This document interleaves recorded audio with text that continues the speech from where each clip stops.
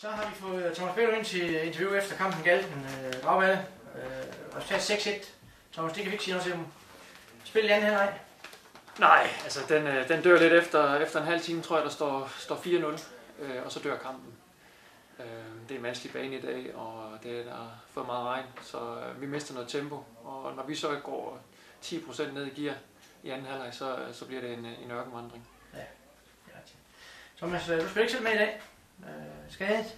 Jamen, jeg fik i sidste fredag i Torsø fik jeg et slag over anklen, som jeg har døjet lidt med. Ja. Og så valgte jeg at sidde over i dag. Selvom jeg nok godt kunne have taget en halv time for at blive klar til næste weekend. Ja, det er også vigtigt, at de andre spillere får noget i benene. Ja. Du er klar til på lørdag på forhånd? Vores lokalopgør? Det håber jeg. Jeg håber, jeg kan få 2 træninger her tirsdag og torsdag, så skulle vi gerne være klar. Nu håber jeg, at vi kan få samlet et godt hold der. Nu taber vi jo lidt overraskende i fredags til Torsø. Godt nok kun 2-1, men vi taber alligevel. Hvordan ser du vores muligheder fremadrettet? Jamen altså, vi skal blive ved med at have vores fæstning her i Dragballe og vinde alle kampene der. Og så bliver det afgørende. Nu har vi haft Sifu ude, og vi har haft Torsø ude. Der skal vi ikke ud igen. Så det er klart, at de sætter også point til, kan man se. Men vi skal vinde herhjemme, og så har vi så nogle på papiret lettere udekamp fremover. Dem skal vi så også til at vinde. Ja, det lader til, at turneringen bliver meget, meget lige i år. Måske modsat sidste år, hvor der var et hold stikker af, eller 2 hold stikker af. Nedrykningen bliver nok afgjort med Galten og Lemming, kunne jeg forestille mig. Men der er 4 hold, der kan spille med om en topplacering.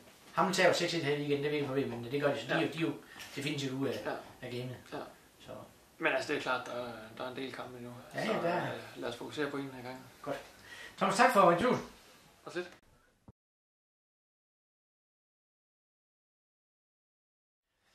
Ja, så har jeg fået fat i Mikkel Thiem, forsvarsspiller i Dragballe. 6-1 over Galten. Det var vel nogenlunde forventet, at vi skulle slå dem. Ja, det synes jeg. Ja, det synes jeg. Men måden vi gør det på, synes jeg ikke. Vi burde måske have spillet bedre sammen og have fået det til at køre ordentligt. Jeg synes anden halvleg der er vi slet ikke med. Altså, der bliver vi trukket helt ned i tempo. Altså, normalvis bliver man jo trukket ned, når man møder et dårligt hold, har man tendens til at gå ned i deres tempo, men at vi kan gå så langt ned i tempo, det synes jeg, det er lidt. Det er ikke tilfredsstillende. Det er skidt nok. Ja. Ej, det er ikke for godt ud i anden halvleg, det er det med i. Men vi falder i speed. Ja, fuldstændig. Og derfor gør vi det lidt let for Galten at komme med. Ja. Men man kan sige, at den første halve time, der var jo virkelig klasseforskel. Der gør vi det, vi skal, og det vi træner, og at vi har speed i bolden, og vi finder hinanden på de steder, vi har øvet, og vi spiller nabo, og ved, at der er en mand til at bakke op hver gang, at vi bliver presset. Men det glemmer vi fuldstændig i anden halvleg, og det, altså, set kampen over lige nu, så synes jeg slet ikke, vi kan være tilfredse med vores præstation. Vi skal rundt meget mere. Og det, at de får et mål i sådan en kamp her, det er simpelthen for dumt. Ja. Det er lidt svært i en kamp, hvor man fører 4-0 i pausen. Ja, lige nok. Hvad sker der nu? Vinder vi det? Så har vi spændende lokalopgør på lørdag med forrang. Ja. Det bliver spændende. De har også fået gang i maskinerne derovre. Ja, jeg vil se, de er jo faktisk foran os her inden kampen. Men, de er faktisk foran ikke noget lang tid i kampen mod Torsø. Ja. Men måske meget med at få 1 point. Ja, gudskelov for det. Det gavner så også, at vi ikke er helt håbløse bagefter Torsø heller. Nej, lige nok. Så. Hvad ser kampen på lørdag? På lørdag? Ja. Det bliver spændende. Nu er jeg ikke selv med over at kigge kampen her, så jeg ved egentlig ikke helt hvordan de står. Jeg forventer med, at de har en Carsten Aargaard, der styrer det centrale, og de har mange af de gamle spillere, som vi kender fra det tidligere opgør, men hvordan de spiller i år, det er jeg lidt spændt på at se. Ja. Om de kommer stærkt eller. Altså nu har jeg set et par kampe, hvor forhånd spiller mere, hvor de tager i Hamel helt uretfærdigt, synes jeg. Okay. Men og de tager stort, men det er så fordi de falder sammen til sidst, da de ikke får scoret. Ja.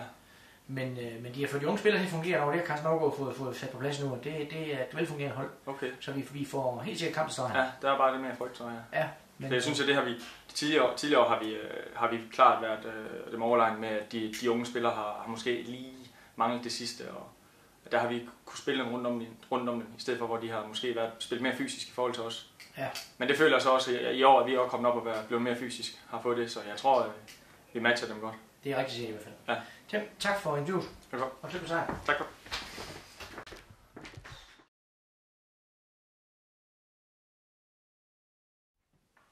Så står vi med Dragballe-spilleren Daniel Nordborg. central midtbane.